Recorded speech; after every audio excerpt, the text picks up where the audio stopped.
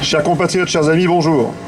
Sur la promenade de Nice, aujourd'hui, je souhaitais vous adresser une allocution, la deuxième allocution dans le cadre de la tournée pour la campagne présidentielle 2022, sur le thème du terrorisme. Sur cette promenade si radieuse, frappa un jour le terrorisme le plus odieux. Des familles et des enfants ont été fauchés par la barbarie extrémiste d'un seul. Un seul qui pourtant partageait la veille votre quotidien, avait peut-être été sur les mêmes bancs d'école que vos enfants, avait joué dans ces cours d'école, où les souvenirs se créent et façonnent nos existences. Cette légèreté qui se retrouvait quelques minutes encore avant le drame barbare sur cette promenade, où l'on célébrait ce jour-là notre fête nationale. Mais ce jour-là, cet homme, guidé par une idéologie moyenâgeuse, le salafisme, avait décidé de toucher au sacré de la vie, au sacré des familles, au sacré des enfants. Pensez-vous que le salafisme prospère uniquement grâce à Internet? Quelle lourde erreur!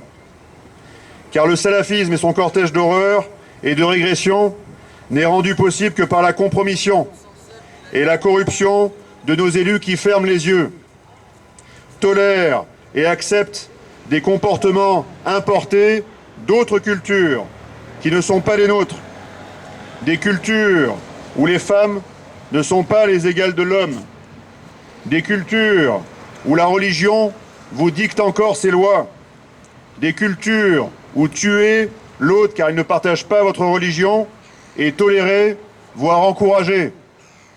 Corruption, compromission et faiblesse nous emmènent à la décadence, à la chute et au tombeau. Mais cette chute n'est pas inexorable. Elle peut être vigoureusement stoppée.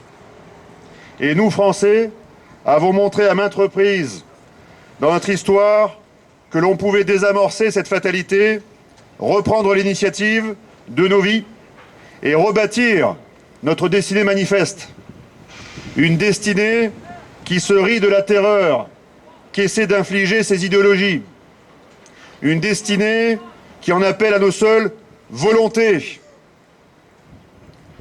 Et les volontés s'incarnent dans le verbe, puis dans les programmes.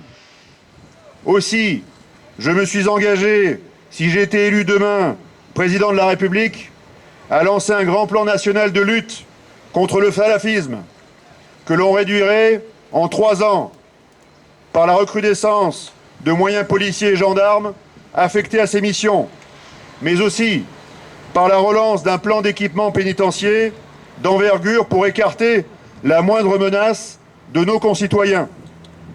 Et aussi enfin, travailler sur le volet éducatif et citoyen, car l'essor du salafisme correspond aussi au sabotage, je dis bien au sabotage, par nos gouvernants, du moteur de l'assimilation. Une France désarmée, une assimilation sabotée, un peuple apeuré et masqué. Voilà ce que semble être devenu notre fatale réalité. Alors je vous dis non. Je vous dis non. Car dire non, se relever et se battre seront aujourd'hui comme demain les clés de notre réarmement intellectuel et moral. Des armes faites pour vaincre le terrorisme, pour vaincre l'obscurantisme et pour vaincre la fatalité de notre soumission. Le peuple divisé sera défait. Le peuple réuni sera victorieux. Alors réunissons-nous, battons-nous et reprenons le contrôle de nos existences pour établir l'honneur, la loi et l'amour. Vive la France!